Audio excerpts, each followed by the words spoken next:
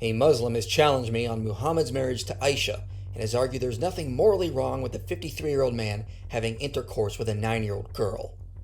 Brace yourself for this response. But I will give you some education real quick. Christian apologies inspiring philosophy. Education, huh? Well, that should involve reading your own sources. But you didn't, but we'll get to that later. Muhammad, peace and blessings be upon him, was persecuted heavily for 2 years straight and even throughout his whole entire prophethood. And they would say anything to tarnish his reputation. If he was a pedo, how come nobody pointed that out? So your argument is no one in Muhammad's time and region thought it was immoral to have a child bride. That is a useless argument to make because the popularity of a belief does not determine whether it is objectively right or wrong. Are you a moral relativist? Do you believe that cultures determine what is right or wrong? If anything, that would show Muhammad was a product of the morally corrupt culture of his time. It's unlikely he was getting divine revelations from a morally perfect being if he thought it was okay to have a child bride. Do you know why you can't find any such accusation of him at the time? Because to them, it was a normal marriage. Which is exactly my point. You're making it for me. Muhammad was a product of the morally corrupt culture of his time. He wasn't being guided by a morally perfect being to be an excellent moral example for all of humanity. And on top of that, she chose to marry him. It was a choice. What the heck did you just say?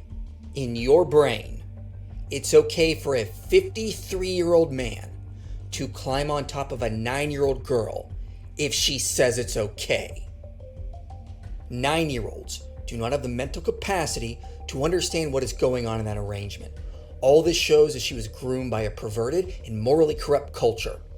And to apply the same morals that you have of today onto back then is something we call the presentism fallacy. That does not work because Muhammad is supposed to be the moral example for humanity beyond his time.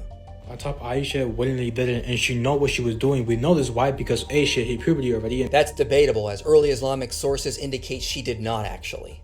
Sahih al-Bukhari 6130 narrated Aisha, I used to play with the dolls in the presence of the Prophet and my girlfriends also used to play with me. When Allah's messenger used to enter my dwelling place, they used to hide themselves, but the Prophet would call them to join and play with me. The playing with the dolls and similar images is forbidden, but it was allowed for Aisha at the time, as she was a little girl not yet reached the age of puberty. Sahih Muslim 3481, it was narrated from Aisha that the Prophet married her when she was 7 years old, and she was taken to him as a bride when she was 9 years old, and she took her dolls with her. He died when she was 18 years old. Playing with dolls was only allowed for girls who had not reached puberty, and the early sources say that she was playing with dolls when Muhammad consummated his marriage with her, and she played with dolls in his presence. I mean, as we can see right here, the age of puberty came a lot younger than now. And here's about, how puberty came about for younger girls. Here's the source right at the bottom. You didn't read your own sources. I checked. Let's start with the second one. This quote is not actually from the paper. It's just a copy and paste quote you find on various Islamic websites.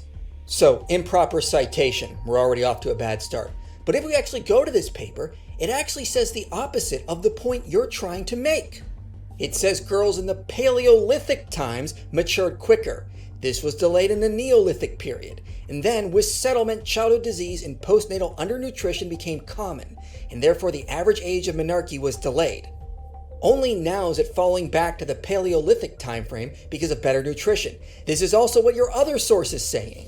So actually, in Muhammad's time, which was post-Neolithic and pre-modern times, it's likely that girls actually matured slower, not quicker. Although I just gave you scientific proofs, that's not my main question. We don't need to debate about that right now. Oh no, we're debating it because you didn't read your sources, and they say the opposite of what you're trying to argue. My only question to you is that how come this criticism of Muhammad only came about recently? Because Islamic apologists started encountering us in the West and we were mortified by this obvious immoral behavior. As Robert Woodbury notes, it was Christian missionaries who actively worked to end child bride practices around the world. When was he supposed to marry her? Like, according to you, when should he have married her 1400 years ago? The real question is, why did he need to marry her? He already had other wives, and one is more than enough. I mean, the life expectancy in the Middle Ages, which came way after Muhammad, peace be upon him, was 31 to 25 years old. Once again, you did not read your source, let alone the title of the article that is right behind you, which says, old age isn't a modern phenomenon. Many people live long enough to grow old in the olden days too. The article is pointing out the reason life expectancy was so low was because of child mortality rates, but if you made it to the age of 25, you were likely to live past 50. So this is not an excuse to have child brides. Nor does any of this justify the obvious immoral behavior of Muhammad. He is clearly not an excellent moral example for humanity.